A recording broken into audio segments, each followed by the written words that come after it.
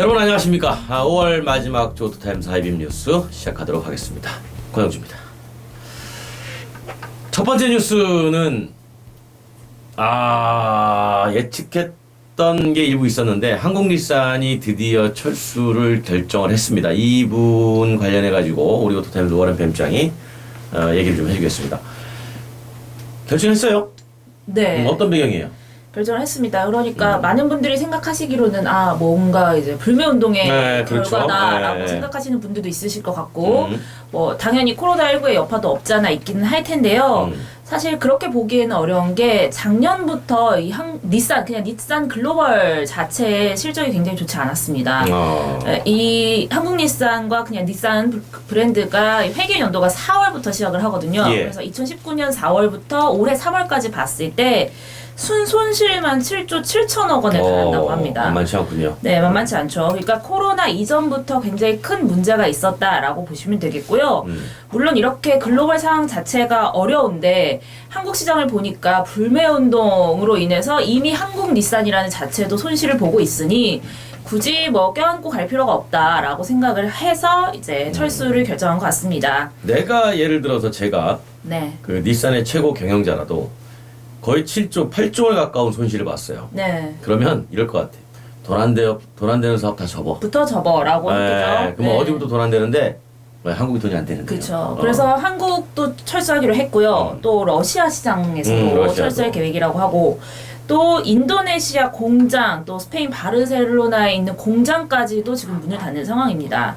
닛산은 이제 2023년까지 자동차 생산량을 기존 대비 20% 이상 줄일 것이다 라고 지금 공언을 한 상태입니다. 스페인에 있는 바르셀로나 공장을 닫는다는 얘기는 아무래도 이제 르노도 스페인 공장이 있으니까. 겹치는 곳을 정리하는 그렇죠. 것 같아요. 서로 시장이 겹치는 곳은 정리해서 이제 어차피 어려운데 네. 하나로 가자. 이런 차원인 것 같고, 인도네시아 공장은 이제 동남아에서 별로 재미를 못 봤다. 네. 이렇게 이제 표현이 되고, 러시아에서 닛산이 별로 이렇게 인기가 없나 봐요. 네. 그렇군요. 알겠습니다.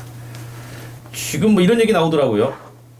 우리 서비스 어떻게 봐야 돼? 왜냐면 16년 동안 판매를 했기 때문에 누적 대수가 꽤 돼요. 네. 우리 서비스 어떻게 하지? 네. 이런 우려를 소비자들이 하고 있습니다. 네. 어떻습니까? 물론 이 한국닛산의 AS 사실 걱정 안 하셔도 될 것 같은데요. 2028년까지 향후 8년 동안은 지속적으로 서비스 제공할 예정이라고 합니다. 이게 뭐 한국닛산의 의견은 아니고 이게 자동차 관리법에서 규정하고 있는 사안이기도 합니다. 자동차 제조사가 자동차를 판매한 날부터 8년 이상 정비에 필요한 부품을 공급할 의무가 있다고 하는데요. 그렇게 뭐 이행하지 않으면 1년 이하의 징역 또는 1,000만 원 이하의 벌금에 처해질 수 있습니다. 근데 사실 이게 뭐 조항이 강력하진 않기 때문에 아예 뭐 한국 법인이 폐쇄를 하게 되면은 모른 척할 수도 있는 부분이기는 한데요. 그렇죠. 네. 그렇긴 한데 그래도 지금 아직까지 뭐 있는 딜러망들이 있기 때문에 이 딜러분들도 어차피 한 번에 정리할 수는 없는 거고 이런 아직 많이 남아있는 소비자들이 있기 때문에 서비스를 통해서 뭐 수익을 창출해낼 수도 있는 부분이기 때문에 뭐 한 번에 문을 닫지는 않을 것으로 보입니다. 근데 이 전례가 있어요. 네, 그렇죠. 스바루나 미쓰비시가 철수를 먼저 했기 때문에 네. 지금도 서비스는 계속되고 있단 말이에요. 네, 어떻게 그렇죠. 하고 지금 있죠? 이제 전문 정비 업체에서 의뢰를 해서 지금 서비스를 하고 있는 상황이에요. 올해가 이제 8년째 되네요, 정말. 8년이 넘은 상황인데 지금까지 서비스를 하고 있고요. 그렇기 때문에 한국 닛산과 인피니티는 누적 판매량이 훨씬 많거든요. 이 스바루나 그렇죠. 미쓰비시에 비해서. 그러다 보니까 뭐 안정적인 공급망 갖춰 놓을 것으로 보입니다. 그래도 이제 네. 그 중고차 값은 떨어지겠죠. 네, 뭐 중고차 값 떨어질 거고요. 이미 연말에 할인을 많이 했었잖아요. 불매운동 이후에 이 닛산과 인피니티가 재고 처리 위해서 할인을 많이 해놓은 상황이거든요. 여기에 이제 뭐 철수까지 한다고 하니까 당연히 더 중고차 값은 떨어질 것으로 보이고 사실 제가 가장 아쉬운 소비자들의 피해라고 하면은 어쨌든 브랜드가 하나 없어지면서 선택권이 하나 없어지는 거잖아요. 굉장히 좋은 현대기아차의 경쟁차종이기도 하고 그러니까 저는 그런 선택권이 하나 없었던 점에서 뭐 일본차 브랜드긴 하지만 좀 아쉬운 마음이 많이 들더라고요. 사실 뭐 이런 한국닛산이 알티마를 2천만 원대 처음으로 출시를 하면서 사실 이런 수입 중형 세단에선 최초로 이 3천만 원 이하로 가격을 내렸던 거였어요.